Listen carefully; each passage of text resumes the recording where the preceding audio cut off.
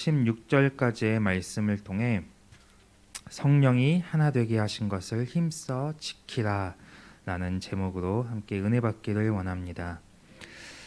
여러분은 예수 그리스도의 부르심을 통해 하나님의 자녀, 그분의 백성이 되었습니다.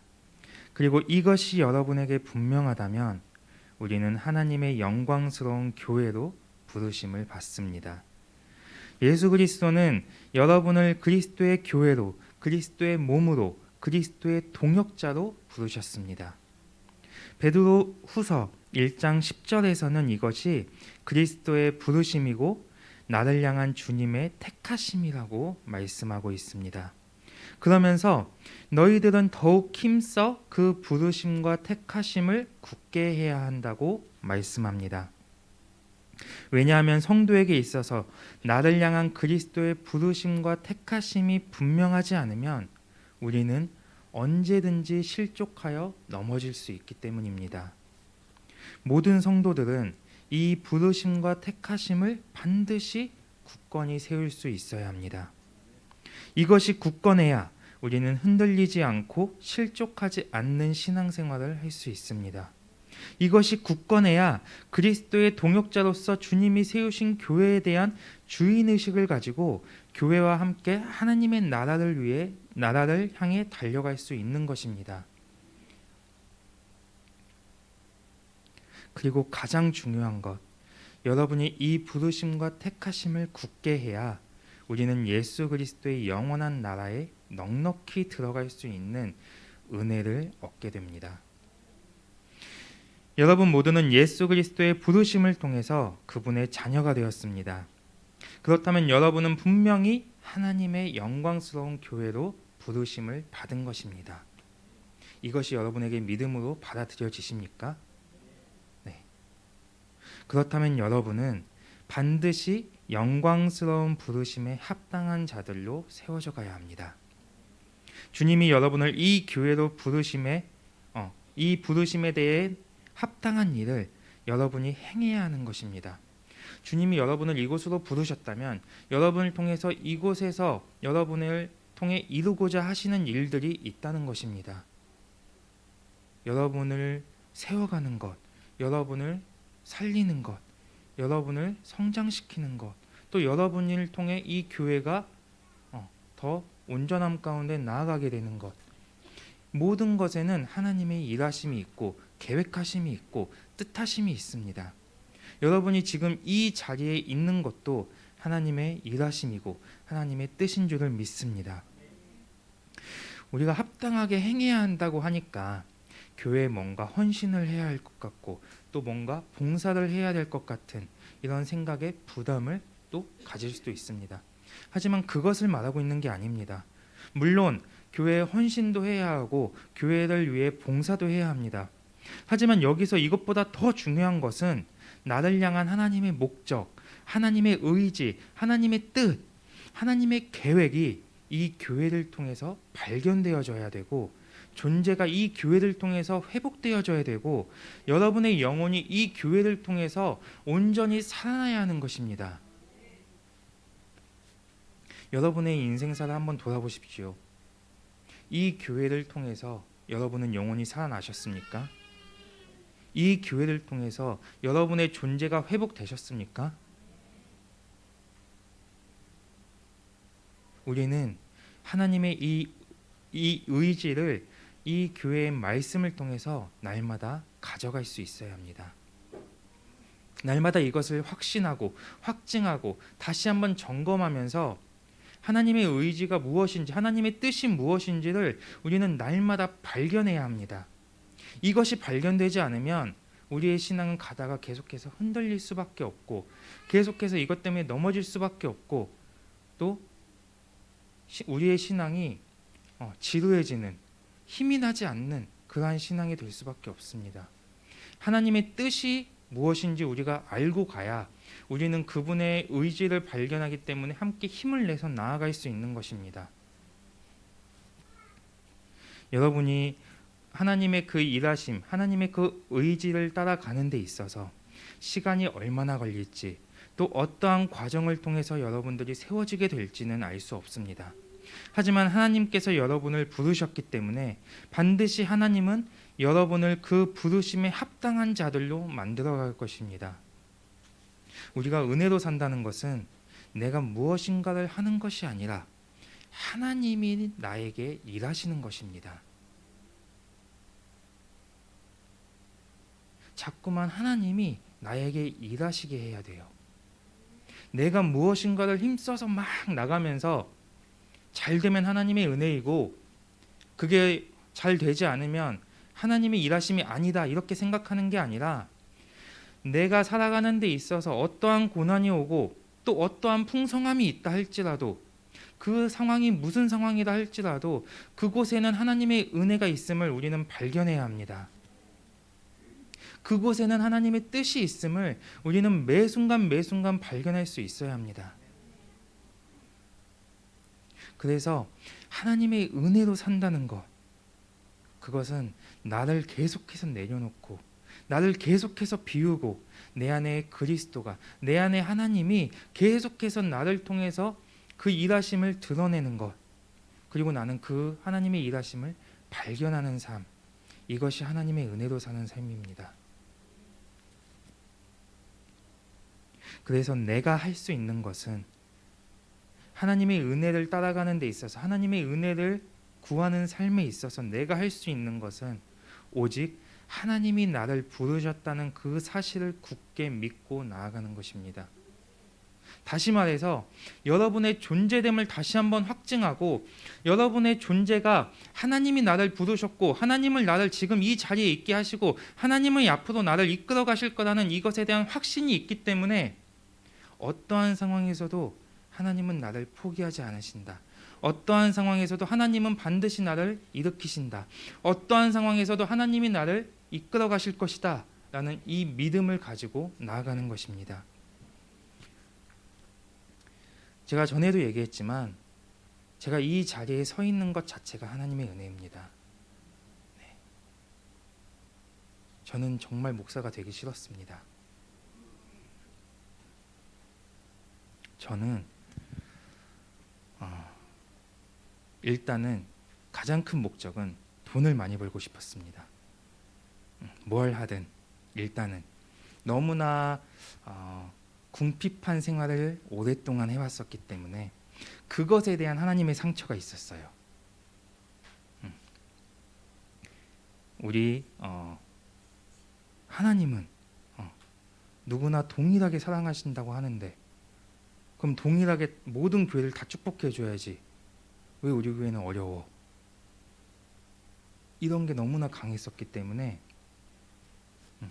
그리고 지금은 정말 많은 변화가 있었지만 이 어려움 때문에 이 어려움이 오래 가다 보니까 이제 목사님은 안 그랬지만 제가 목사님께 이렇게 그 당시에는 목사님께 범접할 수 없는 존재였어요. 그냥 아빠인데 아빠한테 뭔가 얘기한다는 건 엄청난 용기를 가지고 머릿속에서 여러 가지의 그 스토리를 풀어놓고 이럴 때는 이렇게 대답해야지, 이럴 땐 이렇게 얘기해야지 하면서 이 상황을 만들어 놓고 한번 아빠한테 가서 어렵게 얘기를 꺼내는 그러한 연약함을 가지고 있었습니다.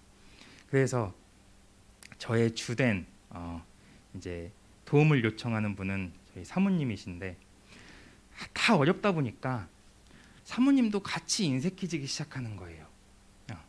이게 부모가 돼 보니까 알겠어요. 그 마음이 어떤 건지. 다 해주고 싶고 다 원하는 대로 다 해주고 싶은데 물론 그게 정말 위험한 게 아니라면 그냥 뭐 먹고 싶다는데 뭐 먹고 싶으면 얼마든지 사주고 싶은 마음이 부모의 마음 아니겠습니까? 근데 어렵다 보니까 이게 인색해져 가는 거예요. 그럼 인색해지면 항상 오는 대답은 뭐냐면 안 돼, 아니야, 이런 게 너무나 많이 들리다 보니까 저도 같이 거기에 이제 묶여져 가기 시작하는 거예요. 그러면서 제가 가져가는 건 뭐냐면 하나님에 대한 원망. 우리 아빠는 뭘 보고 하나님을 믿고 있는 거야? 뭘 바라보면서 하나님 예배를 드리고 있는 거지? 뭘 바라보면서 계속해서 교회를 해가는 거지? 이런 생각이 드는 거예요. 그러면서 나는 절대로 목사가 되지 않을 거야. 나는 절대로 이 목회자의 길을 가지 않을 거야. 라고 다짐을 했습니다. 그런데 하나님께서 말씀을 통해서 내가 너를 불렀어. 내가 너를 택했어. 내가 너를 통해 하고자 하는 일이 있어. 이 한마디에 그 모든 다짐들이 와르르 무너지는 거예요.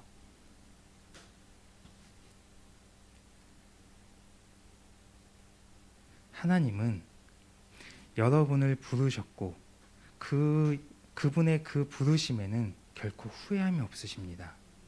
여러분의 모습이 어떠하든지 여러분의 상황이 어떠하든지 하나님이 부르셨을 때 그 부르심에는 결코 후회가 없으세요. 그렇기 때문에 여러분이 이 영광스러운 부르심에 대한 믿음만 분명히 가지고 간다면 여러분이 지금 현재 모습이 어떻든지 내가 무엇을 할 수 있는지 없는지 이건 중요하지 않아요. 이런 건 문제가 되지 않습니다. 왜냐하면 하나님께서는 반드시 여러분을 영광스러운 교회로, 영광스러운 그리스도의 몸으로 세워가실 것이기 때문입니다. 이 하나님의 놀라운 이 은혜가 여러분들에게 믿음으로 확 받아들여지셔야 돼요. 이게 받아들여지면 우리의 언어 습관도 바뀔 수밖에 없어요. 나 같은 게 어떻게, 내가 어떻게 감히, 이런 존재가 아닙니다. 우리는 하나님이 여러분을 부르셨는데 그 뜻이 있지 않겠습니까? 아무리 부족하고 아무리 연약한 자라 할지라도 하나님은 그들을 사용하십니다. 하나님의 일하심은 그것을 따지지 않습니다.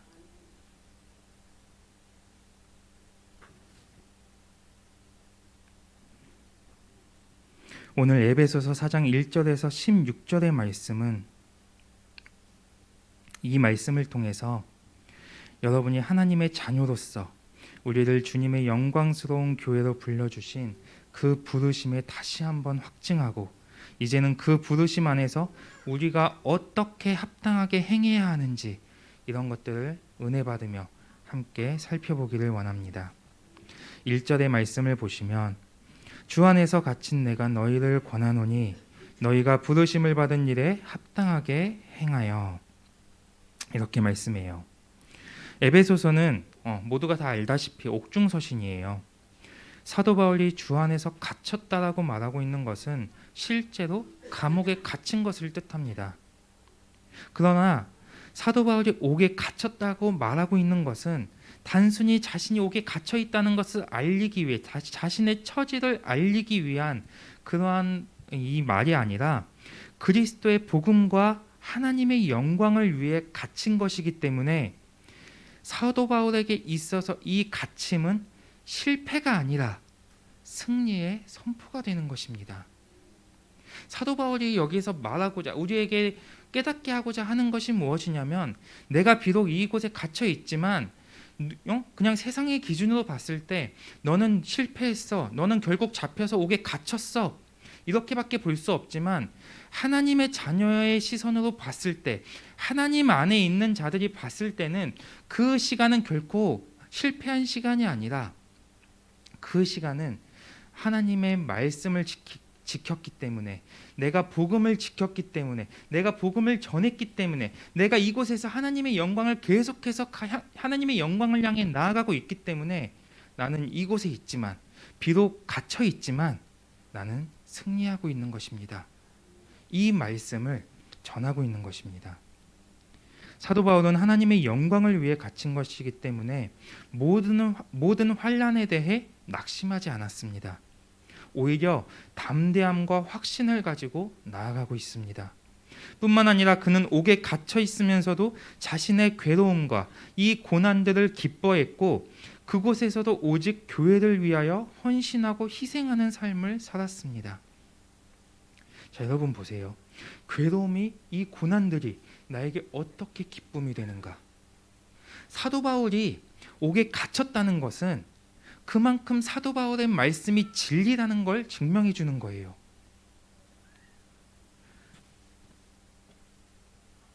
제가 한창 그 헬스를 할 때, 이게 헬스를 좋아하게 되는 사람들의 특징이 뭐냐면 살짝 좀 이렇게 변태 같지만 운동을 막 하잖아요. 그러고 나서 근육이 막 아파요. 근데 그게 너무 좋아. 이 아픈 게 너무 좋은 거예요. 이거 아십니까? 공감이 되십니까? 이 아픔이 좋아요. 안 아프면 오늘 뭔가 제대로 운동을 한 것 같지 않고 찝찝하고 이런 마음이 있어요. 그런데 막 계단을 내려가는데 막 다리가 풀려가지고 막 넘어질 것 같으면 그렇게 기분이 좋아요. 마찬가지로 사도 바울은 하나님의 복음을 위해 힘썼고 하나님의 영광을 위해 힘쓰는 자예요. 그랬던 그가 감옥에 갇혔다는 것은 사도 바울이 전한 복음이 진리임을 증명해 주는 것이고, 사도 바울이 지금 현재 가고 있는 그 방향성이 맞다는 것을 증명해 주게 되는 거예요.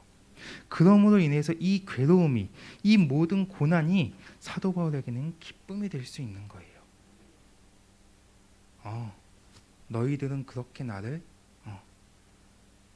막아라. 너희들은 그렇게 나에게 고통을 줘라. 내가 그렇다고 해서 하나님을 포기하지 않을 것이다. 오히려 그의 믿음이 더욱 성장을 하게 돼요.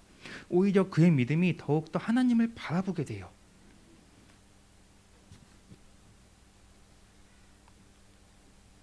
사도 바울은 그 결과 그곳에서도 오직 교회를 위하여 헌신하고 교회를 위하여 희생하는 삶을 계속해서 살아가는 거예요. 이처럼 사도 바울이 자신이 처한 상황에 낙심하지 않고 모든 환난과 괴로움 속에서 기뻐하며 승리를 선포할 수 있었던 것은 오직 하나님의 말씀을 붙잡았고 그가 그분의 영광을 보았기 때문입니다. 이 교회는 하나님께서 자신의 영광으로 세우신 교회입니다. 그리고 이 교회의 공동체로 부르심을 받은 여러분은 하나님의 영광에 붙잡힌 자들이라는 사실을 항상 기억해야 합니다. 그래서 우리는 하나님께서 나를 영광교회로 부르신 그 부르심에 합당한 자들로 세워져 가야 하고, 교회의 머리 되신 그리스도를 온전히 붙잡고 모든 환난과 고난을 함께 이겨나갈 수 있는, 그래서 함께 기뻐하고 함께 승리를 선포하며 나아가는 주님의 영광스러운 공동체들로 세워져 가야 합니다. 이러한 공동체가 되기를 주님의 이름으로 축복합니다. 그렇다면 그리스도의 부르심을 받은 성도들이 그 부르심에 합당한 일을 행하기 위해서 어떻게 해야 하는가? 말씀을 통해 우리가 구체적으로 살펴보길 원합니다. 첫 번째로 부르심에 합당한 성품을 가져야 합니다. 부르심에 합당한 일을 행하기 위해서는 그 부르심에 합당한 성품을 가져야 합니다. 2절의 말씀을 보시면 모든 겸손과 온유로 하고 오래 참음으로 사랑 가운데서 서로 용납하라고 말씀합니다. 여기에서 말씀하고 있는 모든 성품들, 겸손과 온유와 오래 참음은 주님의 성품 그 자체입니다. 결국 우리가 영광스러운 교회를 세워가기 위해서 우리 모두는 그리스도의 몸이기 때문에 여러분 각자가 그리스도의 성품을 닮은 자들로서의 삶을 살아야 하는 것입니다. 심지어 에베소서 5장 1절에서 사도 바울은 너희는 하나님을 본받는 자가 되라고 말씀하고 있습니다. 여러분 한 사람 한 사람이 주님의 성품으로 닮아가야 합니다. 이것이 이 교회로 여러분을 부르신 하나님의 뜻이고, 여러분이 그리스도의 성품을 닮은 자들로서 살아가는 것이 그 부르심에 합당한 행함인 것입니다. 오늘 2절은 우리가 그리스도의 몸으로서 닮아가야 할 그리스도의 성품 3가지를 말씀해주고 있습니다. 첫째로 그리스도의 겸손함을 닮아야 합니다. 겸손한 마음이란 낮아짐을 뜻하는 것으로 하나님 앞에서 자신을 낮추는 것을 말합니다. 그렇다면 이 2절에서 모든 겸손이라고 말하고 있는 이 모든 겸손이란 하나님 앞에서 모든 것 가운데 자신을 낮추는 것입니다. 성도는 하나님의 능력과 통치와 권위 아래 항상 자기 자신을 낮추고 엎드릴 수 있어야 합니다. 그래서 우리도 그리스도와 같이 약함을 선택하고 자신의 연약함을 인정하는 신앙을 통해 철저히 하나님의 힘과 하나님의 능력과 그분이 주시는 은혜로 살아가야 합니다. 이것이 비워지지 않으면 우리는 하나님의 온전한 은혜를 누릴 수가 없습니다. 여러분은 여기서 난 똑똑하다 손 들어보세요 하면은 아무도 손 안 들 거예요. 그렇죠? 아무도 안 들 거예요. 그런데 여러분의 삶을 한번 보세요. 여러분이 얼마나 똑똑한 분이신지 다 알아요. 다 할 줄 알고 하나님이 할 수 있는 시간을 주지 않아요. 안 그러십니까?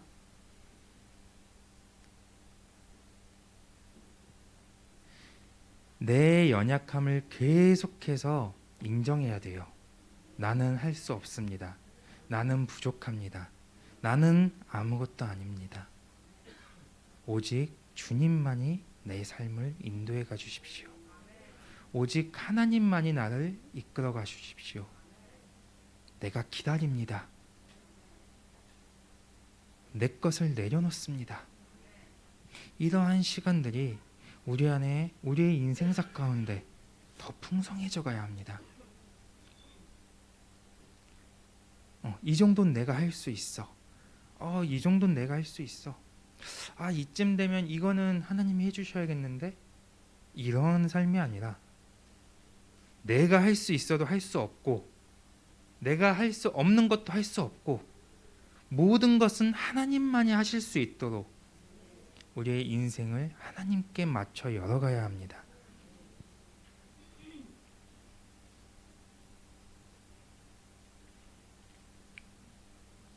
이것이 하나님의 힘과 그분의 능력과 그분이 주시는 은혜로 살아가는 삶입니다.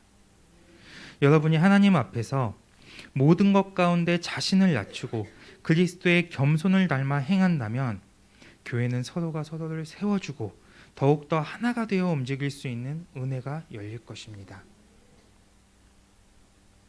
두 번째로 그리스도의 온유함을 닮아야 합니다. 온유한 마음이란 마음이 부드럽고 행동이 친절한 것을 뜻합니다. 성도들은 몸의 지체들을 향해 친절하고 부드러운 마음으로 대할 수 있어야 합니다. 마태복음 11장 29절에 보면 나는 마음이 온유하고 겸손하니 나의 멍에를 메고 내게 배우라라고 말씀하고 있습니다. 우리가 그리스도의 멍에를 함께 맬 때 온유한 마음과 겸손한 마음을 배우고 그것을 가질 수 있게 된다는 것입니다. 다시 말해 모든 성도가 예수 그리스도의 발자취를 따라 주님이 앞서가신 그 길을 따라가기만 해도 그 여정 가운데 그리스도의 성품을 배울 수 있게 되는 것입니다. 우리 모두는 그리스도가 가신 그 길을 따라가고자 하는 몸부림이 있어야 합니다. 영성의 과정 가운데 계속해서 나를 깨뜨리고 내가 계속해서 주님의 성품으로 닮아가고자 하는 이러한 갈망들이 여러분 안에 끊임없이 일어나야 합니다. 그래서 여러분 한 사람 한 사람이 주님의 겸손한 마음과 온유한 마음을 닮아감으로 교회가 더욱 부드러워지고 교회가 더욱 친절해지고 서로가 서로를 세워줄 수 있고 서로를 섬겨주는 이 은혜들이 우리 교회 안에 더 풍성하게 열려야 합니다. 세 번째로 그리스도와 같이 사랑으로 오래 참는 용납의 마음을 닮아야 합니다. 오래 참음은 분노를 멀리 두다, 오래 견디다 라는 뜻을 가지고 있습니다. 결국은 분노를 자제할 수 있는 감정을 가리키는 말인데 어떠한 목적에 도달할 때까지 그것을 참아주는 것을 뜻합니다. 여러분의 가정과 특별히 교회에 있어서 순간적인 감정에 의해 움직여지는 것들을 조심해야 합니다. 그리고 더 나아가 이것들이 우리 안에서 완전히 끊어져야 합니다. 로마서 2장 4절에서는 이것을 하나님의 길이 참으심이라고 번역하고 있는데, 하나님께서는 우리로 하여금 심판과 진노로부터 우리가 회개하고 돌아오기를 지금도 길이 참고 계십니다. 우리도 마찬가지입니다. 우리의 머리 대신 예수 그리스도의 형상을 모든 지체들이 회복해가는 그 시간까지 교회와 모든 성도들은 서로를 향해서 계속해서 오래 참고 견뎌줄 수 있는 튼튼한 마음을 가져야 합니다. 순간은 힘들고 괴로울 수 있겠지만 지체를 향한 우리의 오래 참음에는 반드시 하나님의 사랑이 흘러가고 영혼들이 회복되어지고 하나님께 회개하고 돌이키는 역사가 일어날 것입니다. 결국 우리가 영광스러운 교회에 부르심을 받은 자로서 행해야 할 합당한 삶은 우리 모두가 주님의 모습, 주님의 성품으로 닮아가는 것입니다. 이것이 바로 우리에게 있어서 부르심에 합당한 자세이고 하나님의 자녀로서 마땅히 닮아가야 할 모습입니다. 하나님께서는 여러분을 부르셨기 때문에 한 사람 한 사람을 주님의 거룩한 성품으로 회복시켜 갈 것입니다. 여러분들이 이걸 굳게 믿고 여러분들의 인생사와 여러분들의 신앙의 모든 여정 가운데 이 믿음이 단 한순간도 꺾여지지 않기를 바랍니다. 큰 두 번째로 성령 충만함으로 하나됨을 힘써 지켜야 합니다. 그리스도의 부르심을 받은 성도들은 성령 안에서 하나됨을 힘써 지켜야 합니다. 3절에 평안에 매는 줄로 성령이 하나 되게 하신 것을 힘써 지키라고 말씀합니다. 교회는 성령 안에서 완전한 연합과 완전한 일치를 이루어야 합니다. 성령이 하시는 일 가운데 핵심이 되는 중요한 사역은 교회를 하나 되게 하는 것입니다. 교회 안에서의 모든 성령의 일하심은 교회의 완전한 연합을 이루고 성도들 간의 서로가 일치됨으로 온전한 교회로 세워가는 것입니다. 그러므로 여러분은 성령께서 일하시는 하나됨의 사역을 계속해서 믿음으로 받아들이고 그것을 힘써 지켜야 합니다. 모든 성도는 성령의 일하심을 사모해야 합니다. 계속해서 성령의 사역을 믿음으로 받아들이면서 이것을 지키기 위해서 힘써야 합니다. 예를 들어서 우리의 몸이 대뇌에서 명령을 내리면 신경을 따라 이 몸이 움직여지잖아요. 그것과 마찬가지로 머리 대신 그리스도께서 우리에게 명령을 하면 그 말씀에 따라서 모든 지체들이, 모든 성도들이 반응하고 그것에 즉각적으로 움직여줘야 합니다. 이때 우리가 명령을 따라 움직일 수 있도록 하나 되게 하고 또 다스리시는 분이 성령님이십니다. 이것에는 나이가 많고 적음, 우리의 직분, 또 성별, 그 무엇도 예외가 되어서는 안 됩니다. 머리에서 명령이 떨어지면 모두가 일사불란하게 움직여질 수 있어야 합니다. 교회는 성령님이 날마다 하나됨으로 이끌어 가시기 때문에 영광스러운 교회를 위해 우리가 더욱 집중하고 깨어 있어야 하는 것은 모든 성도가 늘 성령 충만해야 하는 것입니다. 우리는 매일의 삶 속에서 성령의 충만함을 가져와야 되고 이것을 유지할 수 있는 힘이 있어야 합니다. 오늘 3절에서 하나됨에 대해 말씀하고 있는 것은 단순히 성도들 간의 관계에만 국한된 것으로 여러분들이 생각하시면 안 됩니다. 먼저 내가 하나님과 하나됨이 있어야 성도들과의 하나됨도 있을 수 있는 것입니다. 하나님과의 하나됨이 없는 상태에서 우리끼리 하나됨을 힘쓴다는 것, 이것은 반드시 한계가 있는 인간관계가 되는 것이고 결과적으로는 또 불가능한 것입니다. 여러분이 늘 성령 충만함을 유지하게 되면 모든 것을 하나님의 이끌림으로 살아가고 늘 하나님의 은혜로 살아가기 때문에 여러분의 심령은 매 순간 하나님의 평강으로 무장되어집니다.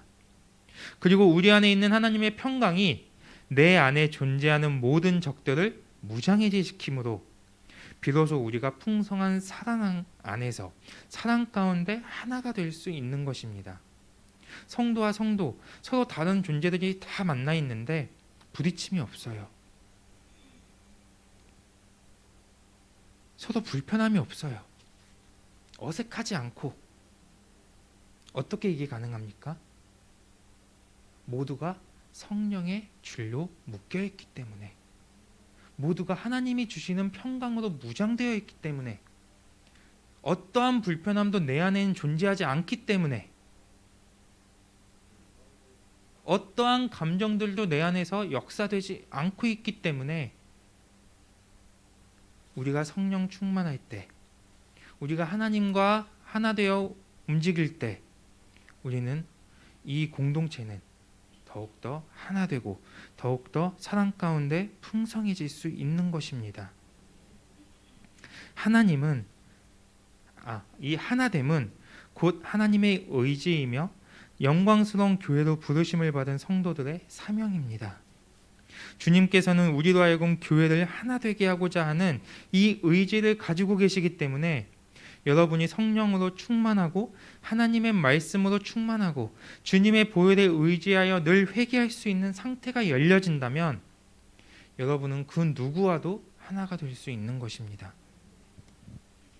4절, 교회는 그리스도의 하나의 몸입니다.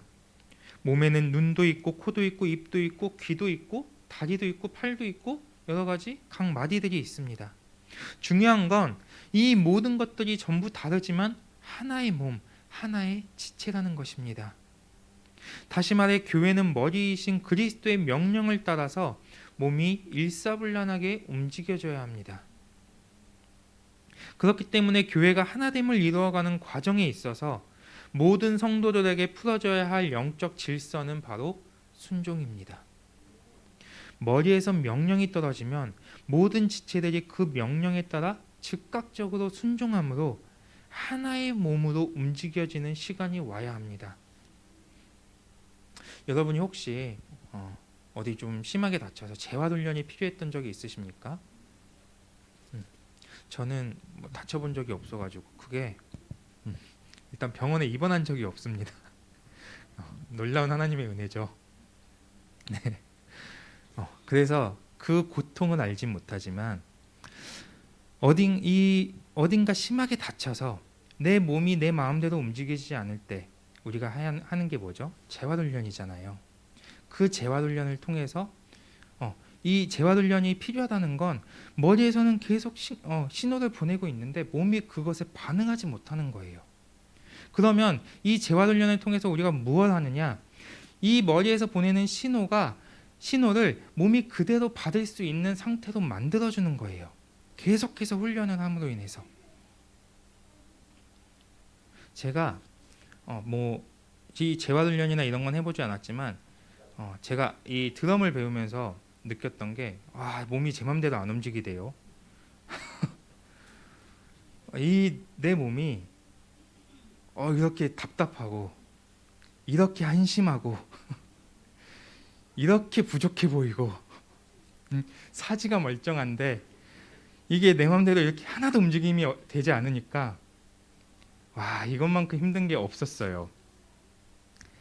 이게 오래 있다 보니까 이제 제 안에도 치면서 두려움이 막 생기는 거예요. 이게 두려움이 와요. 치다 보면 이걸 했을 때 또 이게 안 될 텐데 삐그덕할 텐데 이 두려움 때문에 섣불리 못 나가요. 우리 지율이가 요즘 금요철 때 드럼을 치잖아요.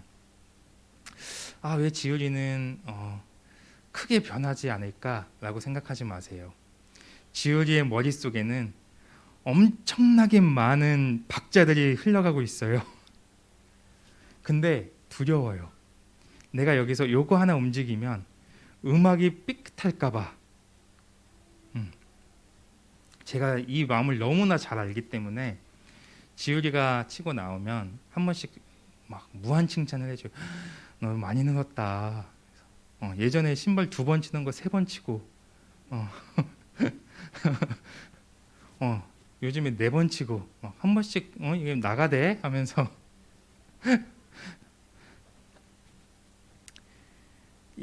제가 처음에 악기를 배울 때 손발이 잘 놀지 않았던 것처럼 처음엔 잘 되지 않았어요. 그런데 재활훈련하듯이 머리에서는 신호를 보내주는데 내 몸이 그대로 반응하지 않고 잉잉 이렇게 움직이는 거예요. 근데 계속된 반복 훈련을 통해서 이걸 내가 집중하고 이것을 내가 이것에 내가 부드럽게 움직여질 때까지 여기에 몰두를 하고 계속해서 훈련을 하다 보니까 하나씩 내 마음대로 내 생각대로 움직여지기 시작하는 거예요. 제가 운동을 굉장히 못하잖아요. 네, 저는 알아요. 제가 못하는 걸. 네, 제 몸은 운동을 할 때 제 몸은 여러분들에게 즐거움을 주기 위해서 존재하는 거예요. 네. 그리고 저는 저 나름대로 그 상황을 즐겨요. 얼마나 스릴이 넘치는지. 제가 운동을 잘 못하는데 뭐 예를 들어서 축구 같은 걸 보면 공이 이렇게 날라오잖아요. 그럼 제가 그 공을 받아야지 하고 딱 하면은 공이 제 의지와는 다른 곳으로 가요. 제가 공을 빵 차면은 나는 분명히 저길 찾는데 여기로 가고 있어요. 훈련이 되지 않은 거예요. 그 공에 맞춰서 내 몸이 움직여야 되는데 공이 움직여요? 제 몸에 맞춰서? 아니잖아요. 제가 그 공에 맞춰서 움직여야 되는 거예요. 그런데 그게 잘 되지 않는 거예요. 훈련이 부족해요. 근데 또 제가 연습을 하면 너무 잘할까 봐 하지 않는 거예요. 여러분들이 실망하실까 봐 기대감이 무너질까 봐. 교회도 마찬가지입니다. 모든 성도가 하나님의 말씀에 즉각적으로 순종하면서 하나 되어 움직일 수 있을 때까지 지체들이 함께 그 시간을 이겨내야 하는 거예요. 함께 견뎌야 돼요. 우리는 한 몸이니까. 하나님의 말씀이 선포가 됐고 하나님의 말씀이 주어졌는데 우리 교회에 계속해서 흘러가고 있는데 계속해서 어딘가에서 삐그덕거림이 생기고 어딘가에서 결핍이 생기고 누군가가 자꾸만 거기에서 무너짐이 생긴다면 거기서 우리가 해야 될 건, 자, 제가 드럼을 하다가 이 오른발이 마음대로 움직이지 않으니까 오른발을 잘라내야 됩니까? 아니에요. 이 오른발이 될 때까지 오른손과 왼손과 왼발이 기다려줘야 돼요. 마찬가지로 교회 안에서도 누군가가 연약함이 있으면 그 연약한 공동체를 지체를 향해서 계속해서 연약함을 계속해서 지적하는 것이 아니라 함께 그걸 사랑으로 이겨나갈 수 있도록 기다려주고 인내해주고 일으켜 세워주고 함께 발을 맞춰서 움직여줘야 하는 거예요. 그래서 모든 성도들이 하나 되어 순종하며 나아갈 수 있을 때까지 명령이 말씀을 통해서 그리스도가 명령을 하셨을 때 우리가 모두가 일사불란하게 움직여질 수 있을 때까지 모든 지체들이 한 마음으로 하나 되어 기다려줄 수 있어야 되고 함께 짊어지고 가줄 수 있어야 되는 겁니다. 또 4절에서 성령도 한 분이라고 말씀합니다. 교회가 다른 영적 흐름으로 움직여지는 것을 조심해야 한다는 거예요. 모든 성도가 계속해서 집중해야 할 것은 성령 충만함, 즉 성령 안에서 우리의 영이 하나가 되어 움직이는 것입니다. 하나님의 자녀들이 하나님의 영으로 살지 않으면 그 자리엔 반드시 사단이 역사한다는 것을 기억해야 합니다. 교회도 마찬가지입니다. 몸 전체가 깨끗해도 내 손가락에 잉크가 묻어 있으면 뭔가 내 손가락이 더러우면 이 손가락을 통해서 내 몸 전체가 더러워질 수 있다는 걸 기억하셔야 합니다. 그렇기 때문에 교회가 하나의 영, 이 성령으로 움직여진다는 것은 매우 중요합니다. 모든 공동체가 다 성령으로 움직여지려고 하고 성령에 집중해 있고 성령의 충만함을 향해 나아가는데 내가 계속해서 성령을 거부하고 성령의 일하심을 회방하는 자가 되어서 이 교회의 영적 흐름을 흔들어버리면 안 되는 거예요. 모든 성도님들이 각자 자신의 영을 깨워야 되고 계속해서 각자의 영을 봐야 되고 나의 연약함, 나의 부족함, 나의 악함, 자기 자신을 말씀을 통해서 계속 비춰가면서 내가 다른 사람 신경 쓰지 마세요. 내가 그 말씀에 따라 움직일 수 있는, 내가 하나님이 말씀하시는 그 말씀한 그 모습으로, 형상으로 내가 계속해서 회복되어져 가야 되는 거예요. 교회는 몸도 하나이고 교회 안에 영도 한 분이시기 때문에 여러분을 이곳으로 부르신 그 부르심의 한 소망의 본질은 모두가 한 몸을 이루는 것이고 한 영, 한 마음으로 나아가는 것입니다. 하나님께서는 당신의 영광스러운 교회를 통해 여러분을 에베소서 1장 4절과 같이 거룩하고 흠이 없는 존재들로 세워가고 골로새서 3장 15절과 같이 그리스도의 평강이 여러분의 마음을 주장하게 하여 늘 승리하는 존재들로 세워지게 하기 위해 여러분을 이곳으로 부르신 것입니다. 이것이 여러분을 영광스러운 교회로 부르신 하나님의 한 소망이며 뜻이고 의지고 계획인 것입니다.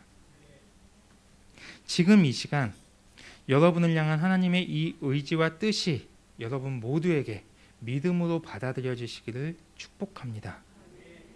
5절에 주도 한 분이시요 믿음도 하나요 세례도 하나라고 말씀합니다. 우리 모두는 예수 그리스도의 십자가 사건을 믿고 오직 예수 그리스도를 통해서만 구원을 얻을 수 있다는 이 사실을 믿음으로 말미암아 물과 성령으로 세례를 받았습니다. 그렇기 때문에 여기 모인 여러분의 유일한 주인은 오직 예수님 한 분이시고 우리 모두가 동일한 예수 그리스도를 믿고 있는 것이고 그 결과 세례를 통해 모두가 그리스도로 옷 입은 자들이라는 것입니다. 즉 우리 모두는 동일한 주님, 동일한 믿음, 동일한 세례를 받은 자들입니다. 6절, 이 모든 것은 오직 하나님의 의지이고 하나님의 뜻이고 그분의 결정이고 계획이고 그분의 은혜입니다. 하나님은 우리의 유일한 아바 아버지 되시며 유일한 창조주이시고 모든 것은 오직 하나님에 의해 다스려지고 통치되어집니다. 우리 모두는 출신도 다르고 성향도 다르고 각자의 지위나 신분, 각자의 성격도 다 다릅니다. 하지만 우리를 부르시고 우리가 한 몸을 이루게 하신 분이 하나님 한 분이시기에 우리는 연합될 수 있는 것입니다. 우리는 하나님의 영광스러운 부르심에 의지하여 하나가 되어야 합니다. 하나됨에 있어서 내 믿음, 내 수준은 중요하지 않습니다. 아까 제가 악기로 예를 들었지만 내 연약함은 지체들이 함께 도와주며 이겨나갈 수 있습니다. 정말 중요한 것은 모두가 같은 곳을 바라보고 있느냐, 모두가 같은 믿음을 가지고 나아가고 있느냐, 모두가 같은 마음을 품고 그것을 이겨가기 위해 노력하고 있느냐, 이게 중요한 것입니다.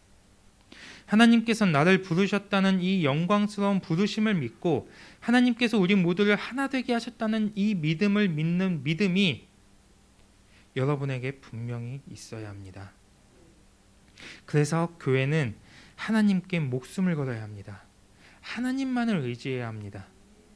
하나님의 명령에, 하나님의 말씀에 100% 순종하며 나아갈 수 있는 그러한 지체들이 되어야 합니다.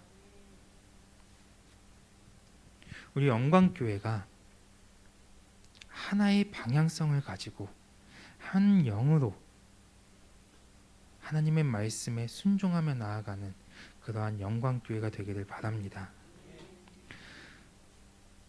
세 번째로 그리스도의 완전한 충만함까지 성장해야 합니다. 여러분은 하나님의 영광스러운 교회로 부르심을 받은 자들이며 그리스도의 몸으로서 그 부르심에 합당한 자들로 세워지기 위해서 그리스도의 성품을 닮아가야 합니다. 그리고 하나됨을 힘써 지켜야 합니다. 그리고 마지막으로 여러분 모두는 그리스도의 장성한 분량까지 성장해 가야 합니다. 7절에 하나님께서는 그리스도의 몸된 성도들에게 각자의 분량을 따라서 다양한 은사와 직분을 주심으로 교회를 온전히 세워가고 교회의 하나됨을 이루어가게 하셨습니다. 여기에서 분량대로라는 이 말은 알맞게 측량된 것에 따라서라는 의미입니다. 즉 하나님께서는 성도들 각자에게 가장 알맞은 은사와 가장 알맞은 직분이 무엇인지를 정확하게 측량하셔서 우리에게 주셨다는 것입니다.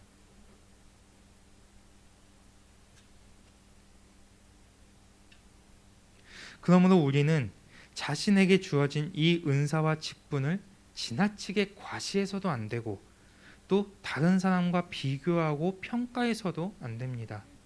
그리고 우리에게 주어진 이 직분을 지나치게 겸손하게 행하면서 하나님의 이 알맞게 측량된 것을 내가 깎아내리면 안 되는 것입니다.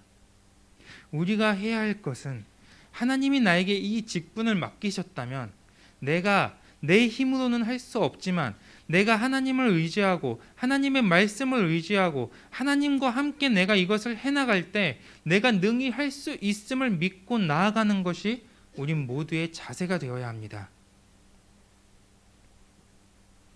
나를 가장 잘 아시는 하나님께서 나에게 가장 알맞은 은사와 직분을 주셨기 때문에 우리 모두는 자신에게 맡겨진 것으로 오직 온전한 교회를 세워가고 온전히 하나됨을 이루어가는 것에 더욱 힘써야 합니다. 8절 그러므로 이르기를 그가 위로 올라가실 때에 사로잡혔던 자들을 사로잡으시고 그 사람들에게 선물을 주셨다 하였도다. 이 말씀은 시편 68편 18절을 인용한 것인데 이것은 그리스도께서 부활하시고 승천하심으로 죽음과 사단으로부터 완전한 승리를 이루시고 자신의 성도들에게 선물로 은사를 주셨다는 것에 대한 말씀입니다. 9절 예수 그리스도께서 인간의 몸을 입고 이 땅에 오심으로 이 땅에서의 모든 사역을 완성하시고 다시 하늘로 올라가셨습니다. 빌립보서 2장 6절에서 8절과 같이 예수 그리스도는 근본 하나님의 본체시나 그분과 동등됨을 취하지 않으시고 사람이 되어 십자가를 지시기까지 하나님의 모든 말씀에 복종하는 겸손의 삶을 예수 그리스도는 사셨습니다. 그리고 이 모든 사역을 완성하심으로 예수님은 가장 높은 곳에 계신 하나님 우편에 앉으셨습니다. 10절 이러한 예수님의 높아지심은 그리스도 안에 있는 우리로 하여금 그리스도의 충만함을 부어주시기 위함입니다. 교회의 모든 능력과 권세 그리고 성도의 모든 은사와 직분은 만유를 통치하시고 만유를 다스리시고 완전한 승리를 이루신 예수 그리스도가 주신 것입니다. 그래서 교회의 온전함과 교회의 하나됨을 이루어가는 데 있어서 모든 것은 우리의 어떠함이 아니라 만유를 통치하시고 다스리시는 그리스도께서 주시는 것이기 때문에 그분이 부르셨고 그분이 완성시켜 갈 것이라는 사실을 믿어야 합니다. 11절 그리고 그 온전함과 하나됨을 위해 그리스도의 몸인 교회를 세워가는 데 있어서 한 사람 한 사람이 장성한 분량에 이르기까지 성장해 갈 수 있도록 어떤 사람은 사도로, 어떤 사람은 선지자로, 어떤 사람은 복음 전하는 자로, 또 어떤 사람은 목사와 교사로 삼아 주셨습니다. 여기서 사도라는 것은 보내심을 받은 자, 하나님의 계시를 풀어내는 자로서 복음을 전하고 가르치며 하나님의 나라를 확장해가는 직분을 말합니다. 그러니까 말씀을 통해서 길을 제시하고 말씀을 통해서 길을 열어주는 직분을 말합니다. 그리고 선지자는 예언자, 선포자로서 하나님의 뜻과 말씀을 전달하고 하나님의 계시를 통해서 과거와 현재와 미래를 분별하고 예언하는 직분을 말합니다. 이 선지자의 이 특징은 방향성을 잡아주는 거예요. 어떻게 해야 하나님께로 갈 수 있는지 그 방향성을 온전히 제시해 줌으로 인해서 우리가 하나님의 말씀을 듣고 우리가 삶 속에서 우리의 삶을 살아갈 때 그 가운데서 방향성이 틀어지고 방향성이 흔들리는 자가 있잖아요. 그럴 때 선지자가 이 과거와 현재와 미래를 분별하고 또 예언하면서 그들의 방향성을 다시 잡아주는 거예요. 복음 전도자, 이 복음 전도자는 좋은 소식을 전파하는 자로서 복음이 없는 곳에 복음을 전하고 하나님의 말씀을 선포하고 가르치는 직분입니다. 그리고 목사와 가르치는 자, 이들은 교회를 보호하고 교회를 돌보고 가르치는 직분입니다. 여러분들이 영광스러운 교회의 부르심을 받았다면 하나님께서는 반드시 각자에게 이 기름 부으심을 흘려주셨을 것이고 작던 크던 온전하지 않아도 이 직분에 대한 특성들이 여러분에게서 계속해서 살아 움직이기 시작해야 합니다. 12절, 주님이 우리에게 주신 이 직분들은 성도를 온전하게 합니다. 성도들로 하여금 계속해서 준비되게 하는 것입니다. 교회 안의 이 직분들은 서로 간의 조화를 이루어 성장하게 하면서 그리스도의 몸인 교회를 위해 봉사의 일을 할 수 있도록 성도들을 준비시키고 그들을 회복시키고 그들의 자질이 갖춰지도록 만들어주는 것입니다. 그래서 여러분이 이 직분을 통해 준비되어지므로 현재 우리 교회가 계획하고 있는 모든 일들, 선교가 될 수 있고 구제가 될 수도 있고 또 여러 가지 사역들이 있을 수 있어요. 이것들을 여러분들이 온전히 감당할 수 있는 자들로 계속해서 세워져 가야 하는 것입니다. 하나님은 여러분을 통해서 이미 하실 준비가 됐는데 언제까지나 나는 할 수 없어요. 나는 안 돼요. 이게 겸손인 것 같지만 이건 겸손이 아니에요. 준비가 늘 우리는 되어 있어야 합니다. 하나님이 나를 언제든지 사용하실 수 있도록 하나님이 나를 언제든지 하나님의 인도하심에 내가 언제든지 따라갈 수 있도록 우리는 항상 준비가 되어 있어야 합니다.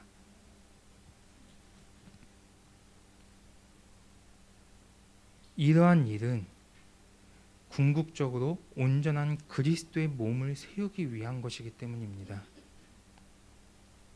여러분들이 하나님께서 언제든 사용하실 수 있는 상태로 늘 준비되어지고 늘 회복되어져 있어야 할 줄 믿습니다. 13절, 하나님의 영광스러운 교회로 부르심을 받은 모든 성도들은 자신의 인생사와 자신의 신앙생활 가운데 하나님의 아들을 믿는 것과 하나님을 아는 것에 충만해야 합니다. 이것에는 그 누구도 예외가 있을 수 없습니다. 모든 성도는 하나님께서 각자에게 주신 직분과 은사를 통해서 그리스도를 세워가는 믿음과 그리스도를 아는 지식의 한 마음, 한 뜻, 하나의 질서로 세워져 가야 합니다. 이때 교회는 온전한 하나됨을 이루어갈 수 있고 더욱 온전한 그리스도의 몸으로 세워질 수 있는 것입니다. 그리고 더 나아가 모든 성도가 그리스도의 장성한 분량, 완전한 충만함에 이르기까지 성장할 수 있게 되는 것입니다. 그리스도의 장성한 분량이라는 것은 몸이 성장하고 성숙해져서 성인의 몸이 되는 것입니다. 그렇기 때문에 누구는 성장하고 누구는 성장하지 않으면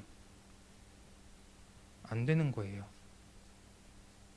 우리가 성장을 막을 수 있습니까? 우리는 성장을 막을 수 없어요.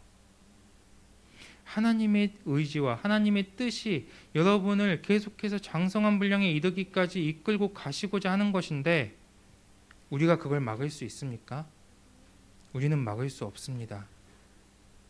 하나님은 만약에 우리가 계속해서 버티고 있다면 그 버티고 있는 부분을 깨뜨려서라도 하나님은 우리를 계속해서 장성한 분량으로 세워가길 원하십니다.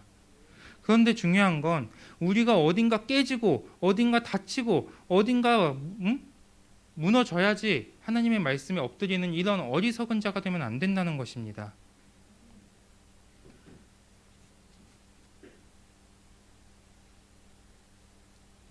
(14절) 교회와 성도 한 사람 한 사람이 어린아이와 같이 영적으로 미성숙한 자가 되지 않아야 합니다. 즉 여러분이 그리스도의 완전한 분량, 완전한 충만을 향해 갈수록, 성장해 갈수록 모든 미혹과 비진리, 나를 흔드는 것으로부터 요동하지 않을 수 있게 된다는 것입니다. 15절. 그래서 교회는 오직 사랑 안에서 서로가 진리를 말하고 믿음의 말을 할 수 있어야 하고, 이 진리의 말과 믿음의 말에는 일치하는 삶을 살아갈 수 있어야 합니다. 그 결과 여러분의 성품, 인격, 사고, 여러분의 행동 하나하나가 머리 대신 그리스도와 같이 닮아가는 이러한 역사가 일어나야 합니다. 그리스도와 같이 말하고 그리스도와 같이 행동하고 그리스도와 같이 생각하는 이러한 것들이 성도에게 있어서 부르심을 받은 일에 합당한 삶인 줄 믿습니다. 우리는 계속해서 자신의 이 부르심을 확증해야 돼요. 이것에 우리가 요동하면 안 돼요. 가장 먼저는 하나님이 나를 부르셨다, 하나님이 나를 이곳에 있게 하셨다라는 이 확신을 우리가 날마다 가지고 가야 되고, 그 안에서 우리가 날마다 그리스도의 온전한 장성한 분량에 이르기까지 계속해서 우리가 말씀을 먹고 계속해서 회개하고 계속해서 기도하고 하나님 앞에 엎드리고 하나님과의 온전한 교제를 우리가 열어감으로 인해서 결국에는 우리가 우리의 모습이, 우리의 인격이, 우리의 성품이 예전의 내가 아닌 그리스도와 닮은, 그리스도와 같은 형상으로 변화되어져 가야 합니다. 여러분, 이 세상에 어떠한 책들도, 이 세상에 어떠한 위대한 사람들이 하는 말도 나를 바꾸지는 못해요.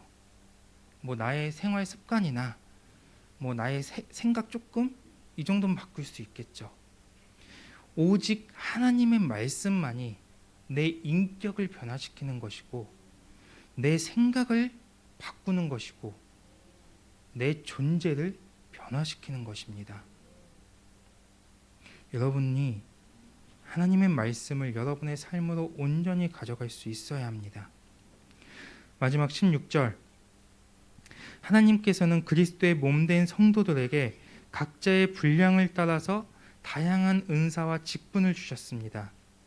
각자의 분량대로 주신 것이지만 분량의 크기와 상관없이 이 직분과 은사를 통해서 서로가 세워줄 때, 서로가 서로를 세워갈 때 서로 연결되고 서로 결합되어짐으로 온전한 그리스도의 몸으로 세워질 수 있는 것입니다.